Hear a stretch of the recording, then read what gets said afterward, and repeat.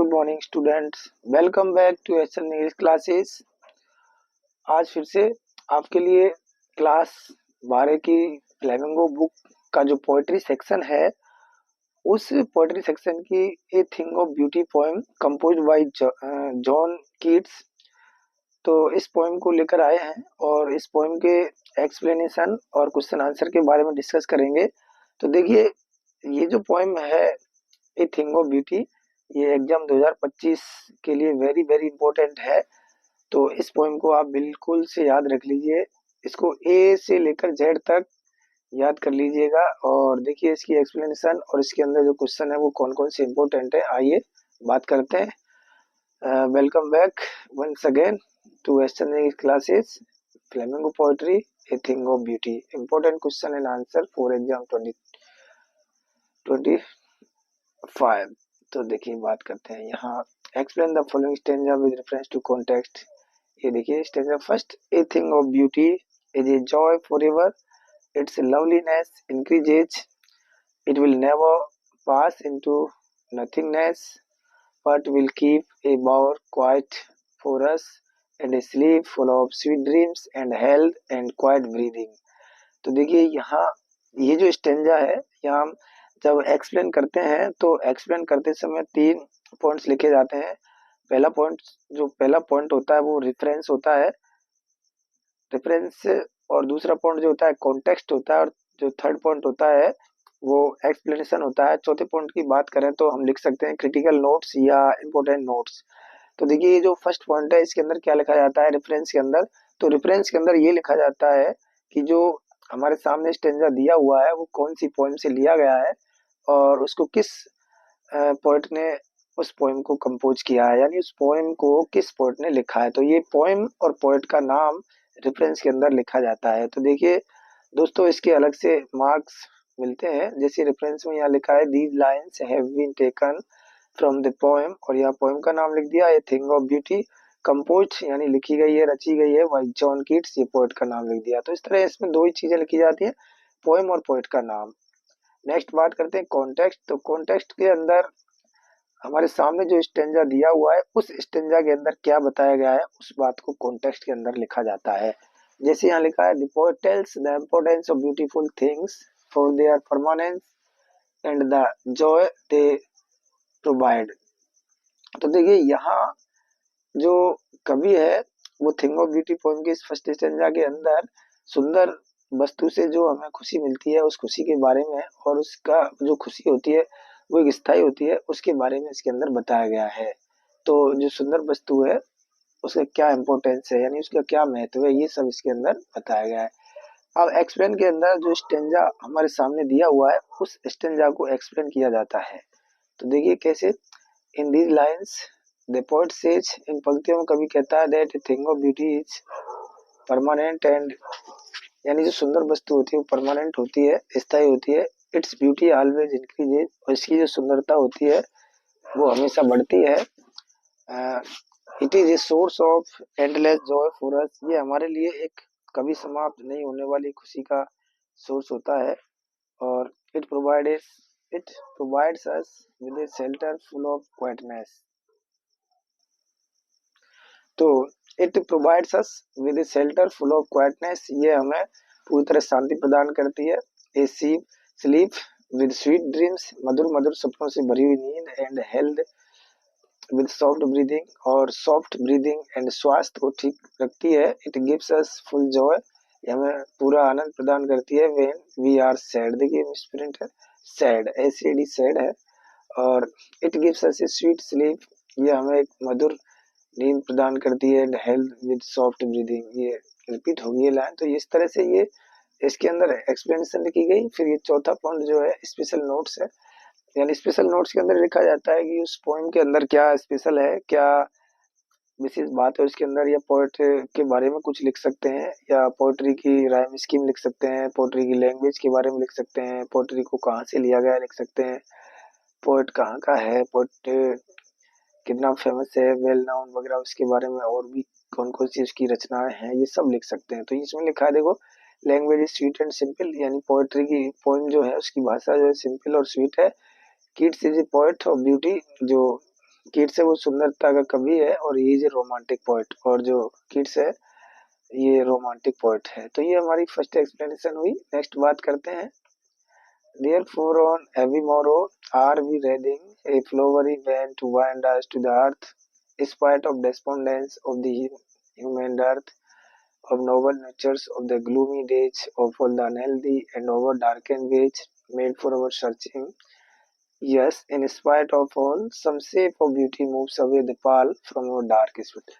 तो इस स्टेंजा के अंदर बताया गया कि जो अ, कुछ ऐसी चीजें होती हैं जो दुख और कष्ट देती हैं, लेकिन फिर भी हम अपने आप को इस प्रकृति से जोड़े रखते हैं। और ये जो बुरी चीजें होती हैं दुख कष्ट देने के बावजूद भी कुछ सुंदर वस्तुएं होती हैं जो हमारी आत्मा से, हमारे मन से जो दुख रूपी पर्दा होता है उसको दूर कर देती है। तो इस स्टेंजा के अंदर यही बताया, देखिए ये रेफरेंस है, these lines have been taken from the poem a thing of beauty composed by John Keats. ये पंक्तियां थिंग ऑफ ब्यूटी पोएम से ली गई हैं जो कि जॉन कीट्स के द्वारा कंपोज की गई है। नेक्स्ट है, इसमें कॉन्टेक्स्ट लिखा है, the poet Keats says that a beautiful thing is a permanent source of Joy for अस। ये कहते हैं कि जो एक सुंदर वस्तु होती है वो हमारे लिए एक स्थायी सोर्स है खुशी प्रदान करने का। इट रिमूव्स अवर सैडनेस, ये हमारे दुख को दूर कर देता है। तो जो थिंग ऑफ ब्यूटी है वो हमारे दुख को दूर कर देती है, ये बताया गया इस पोएम के अंदर।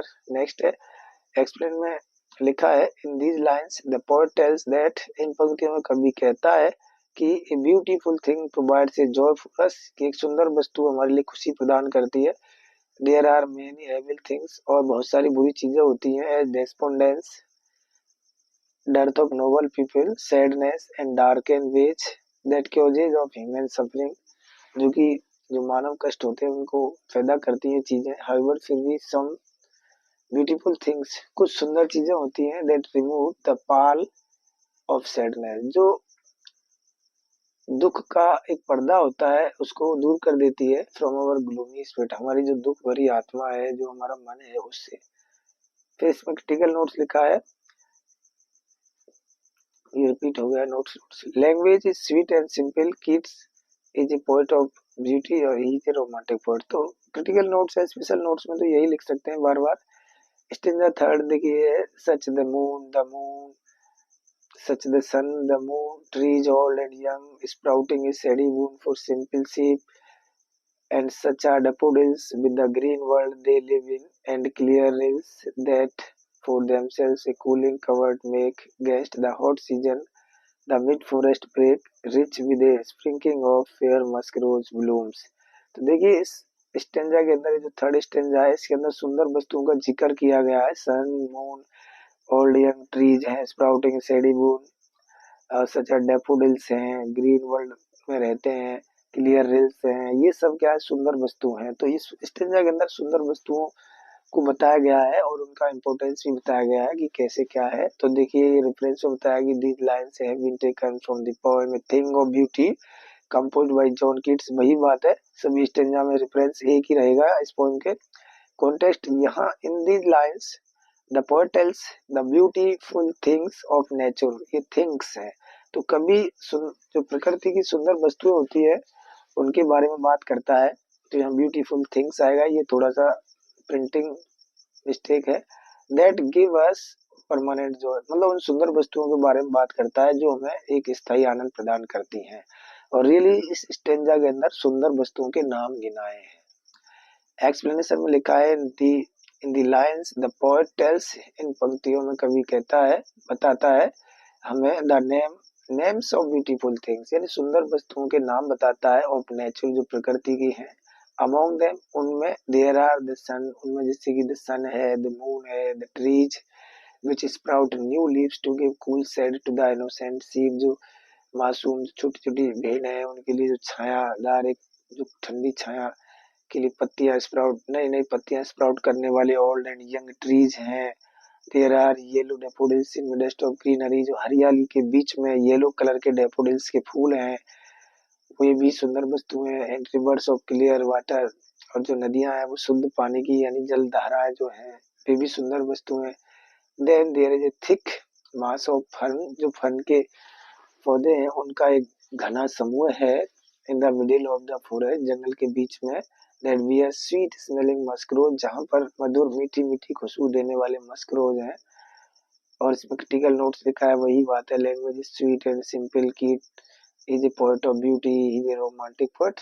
तो यही चारों स्टेंजाओं में हम यही बात लिख सकते हैं बार बार।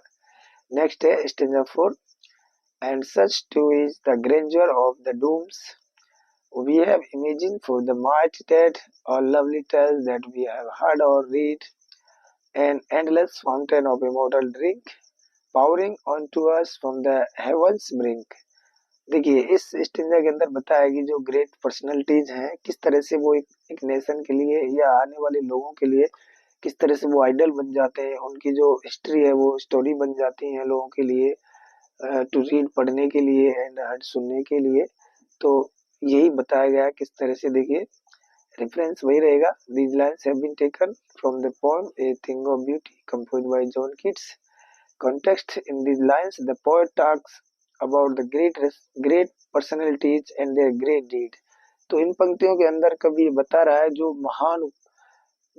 महापुरुष हैं उनकी महान उपलब्धियां, उनके महान कार्यों के बारे में बात कर रहा है। देखिए एक्सप्लेनेशन में, in these lines the poet tells that the great persons become the idols of a nation। कहता है कि जो महापुरुष होते हैं वो एक राष्ट्र के आदर्श बन जाते हैं। they are remembered for their great deeds and their great achievements।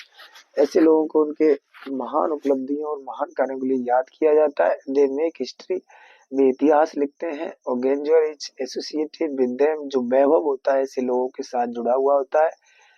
these are the things of beauty given by God। ये ऐसी सुंदर वस्तुएं हैं, ये जो ग्रेट पर्सनालिटी जो ईश्वर के द्वारा दी गई हैं। तो इसमें critical note, language is sweet and simple, Keats is a poet of beauty और इज ए रोमांटिक पोएट। तो दोस्तों इसमें हम सबसे बड़ी बात यही है कि जो रेफरेंस होता है उसके अंदर पोएम और पोएट का नाम लिखा जाता है, इसका 1 नंबर पक्का हो जाता है। उसके बाद कॉन्टेक्स्ट के अंदर ये लिखा जाता है कि उस स्टेंजा में क्या बताया गया है, बाद में उस स्टेंजा की अपनी इजी लैंग्वेज में और व्याख्या कर देते हैं, एक्सप्लेनेशन में लिख देते हैं। और क्रिटिकल नोट्स या इम्पोर्टेंट नोट्स के अंदर तो उस पोएम और पोएट के बारे में 1-2 लाइन लिख देते हैं। तो इस तरह से ये हमारी इस पोएम की 4 एक्सप्लेनेशन हो गई। अब क्वेश्चन आंसर के बारे में बात करते हैं। देखिए फर्स्ट क्वेश्चन है, list the things of beauty mention in the poem a thing of beauty. यानी एक सुंदर वस्तु, जो कौन कौन सी सुंदर वस्तु है उनकी सूची बनाइए। तो देखिए यहाँ the things of beauty are the sun, the moon, the young and old trees, यानी सूर्य, चंद्रमा, छोटे बड़े पेड़, shady bone for simple sheep, जो कि मासूम भेड़ों के लिए छायादार पत्तियां विकसित कर रही हैं। ऐसे नए पुराने पेड़, मतलब नए पुराने का मतलब है छोटे बड़े पेड़ हैं। और डैफोडिल्स हैं यानी नरगिस के फूल हैं, क्लियर रिल्स यानी स्वच्छ जलदाना एंड मस्क रोज और गुलाब के गुलाब है। ये सब सुंदर वस्तुएं हैं। नेक्स्ट है, list the things that cure suffering and pain. वे कौन सी वस्तुएं जो कष्ट और दुख का कारण होती हैं। तो देखिए the things that cure suffering and pain are despondence, lack of noble natures, gloomy days, unhealthy and over dark and ways. ये ऐसी बुरी चीजें हैं दुख प्रदान करने वाली। What makes human beings love life in spite of troubles and suffering. ये क्वेश्चन कह रहा है कि वो कौन सी चीज है जो जीवन में कष्ट और दुखों के बावजूद भी और जीवन से प्रेम करवाती है। मतलब दुख या कष्ट है फिर भी हम जीवन से प्रेम करते हैं, किस वजह से, ऐसी कौन सी चीज है जो ऐसा करती है। तो there are many troubles and suffering in life. जीवन के अंदर बहुत सारे दुख और कष्ट होते हैं, येट फिर भी द थिंग्स ऑफ ब्यूटी, जो सुंदर वस्तु होती हैं, मेक ह्यूमन बीइंग्स लव, वे मनुष्य को प्रेम करवाती हैं लाइफ में, जीवन से। The things of beauty give ever lasting Joy, सुंदर वस्तु हमेशा रहने वाला है, कभी समाप्त नहीं रहने वाली खुशी प्रदान करती है। It removes the troubles and suffering, इन सुंदर वस्तुओं से जो खुशी मिलती है ये ट्रबल्स और सफरिंग यानी कष्ट और दुखों को दूर कर देती है। The things of beauty keeps us healthy and happy, और जो सुंदर वस्तु होती है हमें हेल्दी और हैप्पी रखती हैं। यहाँ देखिए थिंग्स ऑफ ब्यूटी, यहाँ ये हट जाएगा कीप्स में से, तो ये मिसप्रिंट है। तो थिंग्स ऑफ ब्यूटी कीप, केवल कीप बोलेंगे, keep us healthy and happy. Next है, why is grandeur associated with the mighty dead. ये जो लास्ट स्टेंजा था उसमें क्वेश्चन है कि जो माइटी डेड है उनके साथ ग्रेंजर क्यों जुड़ा होता है, यानी वैभव क्यों जुड़ा है, शान क्यों जुड़ी है। तो देखिए grandeur is associated with the mighty dead, यानी माइटी डैड के साथ ग्रेंजर जुड़ा होता है। Mighty dead are great personality, जो ये माइटी डैड होते हैं ये एक महापुरुष होते हैं, मतलब महान व्यक्तित्व होते हैं। और they are remembered for their good and great deeds, ये इनके अच्छे भले कार्य और उपलब्धियों के लिए याद किए जाते हैं। They become the idol for their nations, ये अपने राष्ट्र का आदर्श बन जाती हैं। Their life stories are told and heard, और इनकी जो जीवन गाथा है उनको सुना जाता है और सुनाया भी जाता है। और पीपल फॉलो देम, लोग उनको फॉलो करते हैं। तो ये इसका आंसर है। नेक्स्ट है, what image does the poet use to describe the beautiful bounty of the earth. कवि जो धरती की जो ब्यूटीफुल बाउंटी है उनका वर्णन करने में कौन सी इमेज का यूज कर रहा है, कौन सी कल्पना कर रहा है, तो कौन सी चीज लाया है। देखिए, तो the beautiful bounty of the अर्थ, यानी इस पृथ्वी की जो ब्यूटीफुल बाउंटी है वो है an endless fountain of immortal drink. Last stanza में बताया है कि एक endless fountain of immortal drink, यानी अमृत रूपी झरना जो कि कभी समाप्त नहीं होने वाला है। Pouring unto us from the heavens, जो स्वर्ग से हमारे पास आ रहा है, ये ब्यूटीफुल बाउंटी है। और भी है, the sun, the moon, daffodils, clear rays, young and old trees are described in the poem। इस पोएम के अंदर सबका वर्णन किया है, तो ये सब ब्यूटीफुल बाउंटी है। These all things are beautiful, ये सारी सुंदर वस्तुएं हैं। What does the line therefore are we raising a flowery band wind us to earth suggest? ये लाइन हमें क्या सुझाव देती है कि therefore इसलिए are we raising a flowery band, हम एक फूलों का बंधन बना रहे हैं to wind us to earth, धरती से अपने आप को जोड़ने के लिए। तो देखिए, nature plays a great role in our life, जो प्रकृति होती है वो हमारे जीवन में एक बहुत बड़ा रोल अदा करती है। The beautiful objects of nature attract us, जो प्रकृति की सुंदर वस्तु होती है वो हमें आकर्षित करती हैं। They remove our mental and physical suffering, पे हमारे जो मानसिक और शारीरिक जो सफरिंग कष्ट होते हैं उनको दूर कर देती है। They give us peace and joy, वे हमें शांति और खुशी प्रदान करती हैं। इस प्रकार they make us happy and healthy, वे हमें खुशी और स्वस्थ बनाती है। Write in brief the central theme of the poem. देखिए, इस पोएम का एक सेंट्रल थीम का क्वेश्चन है, ये एक ना एक पोएम का आएगा ऐसा क्वेश्चन। तो देखिए, इसमें बताया कि thing of beauty has been taken from John Keats poem, यानी ये जो कविता है ये जॉन कीट्स की एक पोएम है एंडीमियन, तो एंडीमियन से लिया गया है। और ए पोएट रोमांस, ये एक पोएटिक रोमांस है which is based on Greek legend, जो एक ग्रीक कथा पर आधारित है। In this poem John Keats A romantic poet, इस पोएम के अंदर जो जॉन कीट जो रोमांटिक पोएट है वो डिस्कस लव, वो प्रेम, ब्यूटी और यूथ, यानी युवावस्था, सुंदरता और लव के बारे में डिस्कस करते हैं। और द पोएम इनफैक्ट, ये जो पोएम है वास्तव में रिफ्लेक्ट्स यानी प्रतिबिंबित करती है एटीट्यूड, कवि के दृष्टिकोण को टुवर्ड्स ब्यूटी, सुंदरता के प्रति। द पोएट बिलीव्स दैट, कवि विश्वास करता है कि ब्यूटी इज परमानेंट, मतलब कवि ये सोचता है कि जो सुंदरता है वो स्थायी होती है। It provides us with the same pleasure, और उसी तरह ये हमको खुशी भी प्रदान करती है ओवर एंड ओवर, अधिक से अधिक। It brings us eternal happiness, ये हमें कभी समाप्त नहीं होने वाली खुशी प्रदान करती है। एंड नेवर फेड्स अवे, और ऐसी खुशी जो कभी धूमिल नहीं होती। Beauty is very important in our lives, और सुंदरता हमारे जीवन में बहुत महत्वपूर्ण चीज है। बिकॉज, क्योंकि it helps us to stay happy and joyful in this sad world, इस दुख से भरी हुई दुनिया में। और ये जो सुंदरता है ये हमको खुशी और आनंददायक रखने में मदद करती है। ए thing of beauty is a constant source of Joy, एक सुंदर वस्तु लगातार खुशी प्रदान करने वाली होती है। और देयर इज ब्यूटी एवरीवेयर, और हर जगह सुंदरता ही सुंदरता है। तो इस तरह से ये हमारी पोएम के क्वेश्चन आंसर और एक्सप्लेनेशन हुआ। तो दोस्तों, आशा करता हूँ अच्छी तरह समझ में आ गई होगी, और इस पोएम को अच्छी तरह रट लेना। 2025 में इस पोएम में से क्वेश्चन या एक्सप्लेनेशन जरूर दिखेगी आपको पेपर के अंदर। तो आज के लिए इतना ही काफी है, अब मिलते हैं नेक्स्ट क्लास में। और thank you so much, bye, take care and God bless you.